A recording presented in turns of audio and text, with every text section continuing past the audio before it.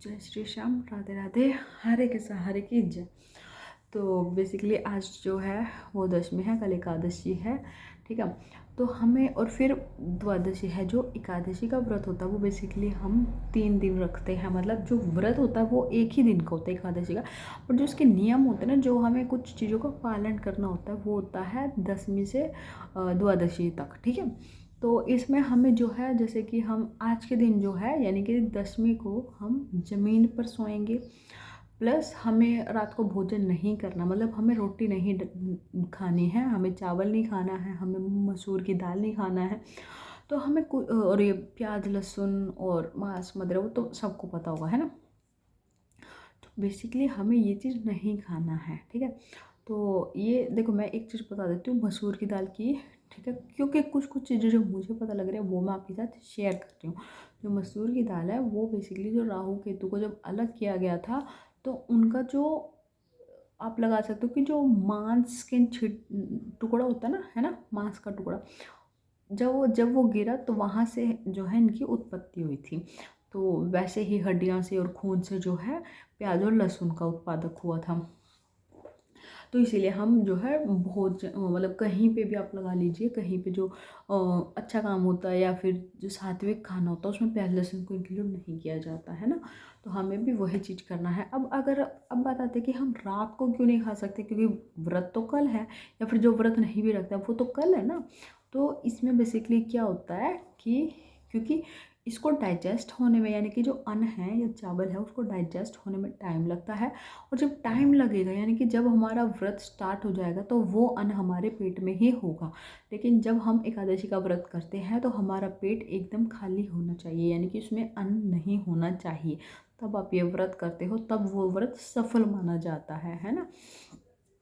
तो ये जो छोटी सी जानकारी थी वो आपको करनी है। और बाकी हम एकादशी को हम सेम एज़ हम चावल नहीं खाएंगे, हम रोटी नहीं खाएंगे, हमें प्याज लहसुन ये सब, मतलब अपना, मैं आपको एक सबसे अच्छा, मेरे को भी किसी ने बताया था ये चीज़ कि अगर आप व्रत नहीं कर सकते हो या कोई कुछ ऐसी चीज़ें हैं कि जो नहीं कर सकते आप व्रत, तो आप उसमें बेसिकली क्या करो, आप मॉर्निंग से इवनिंग तक फ्रूट्स खाओ। ओनली फ्रूट्स, मतलब फ्रूट्स ही लो जितना हो सके, फलहार करो, ठीक है। और पूरा दिन फलहार कर रहे हो तो बहुत अच्छा है, कोई दिक्कत ही नहीं है ना।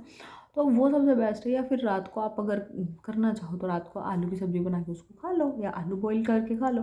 तो ये हम कर सकते हैं। फिर जब द्वादशी आएगी उसको हम क्या करेंगे, उसको हम सबसे पहले चावल बना के ठाकुर जी को भोग लगाएंगे।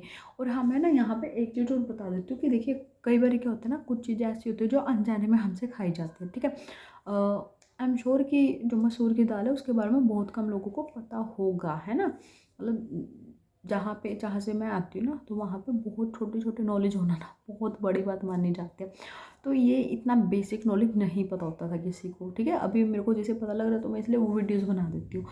तो इनमें क्या होता है कि जब मेरे को ये पता चलता है तो मैं वीडियो शेयर कर देती हूँ, ठीक है, कि ताकि लोगों तक पहुँचे, ज़्यादा से ज़्यादा लोगों तक पहुँचे और पता चल जाए उनको कि क्या चीज़ है क्या नहीं है ना। तो इसमें अगर हम बात करें तो देखिए क्या होता है कि कभी कभी अनजाने में कुछ चीज़ें नहीं पता होता है, जैसे मसूर की दाल का या वैसे भी, ठीक है, लगा लो हमें नहीं पता होता, तो वो अनजाने में जब हम उसको डायरेक्ट खाते हैं, है ना, तो उससे क्या होता है, पाप लगता है ना।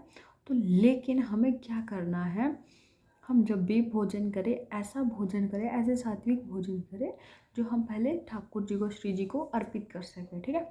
या आप जिसको मानते हो आप उनको अर्पित कर सकते हो। जैसे कि मैं सबसे पहले अपना, मतलब मेरा ना ऐसा हो गया कि मैं कुछ भी खाती हूँ तो सर्वप्रथम मेरे को ऐसे याद आते कि यार ठाकुर जी हैं, बाबा हैं या मेरे दादा हैं, तो उनको भोग लगाना ज़रूरी है। तो अगर आप गलती से भी कोई चीज़ खा रहे हो ना, तो वो लगेगी पाप आपको, क्योंकि आपने कोई गलत चीज़ खाई है ना। बट स्टिल अगर आप वही चीज़ पहले उनको ऑफर कर देते हो ना, तो वही चीज़ क्या बन जाएगा, प्रसाद, ठीक है। तो बस ये फ़र्क हो जाता है। तो इसलिए हम जो कुछ भी खा रहे हैं ना, सबसे पहले खाना वो चीज़ें जो भोग लगा सको, ठीक है। तो भोग लगाने के बाद जब आप उसे पाओगे तो वो सब जो है पुण्य में हो जाएगा, प्रसाद काउंट हो जाएगा आपका, ठीक है। तो आज के लिए इतना है, फिर मिलेंगे। जय श्री राम, राधे राधे।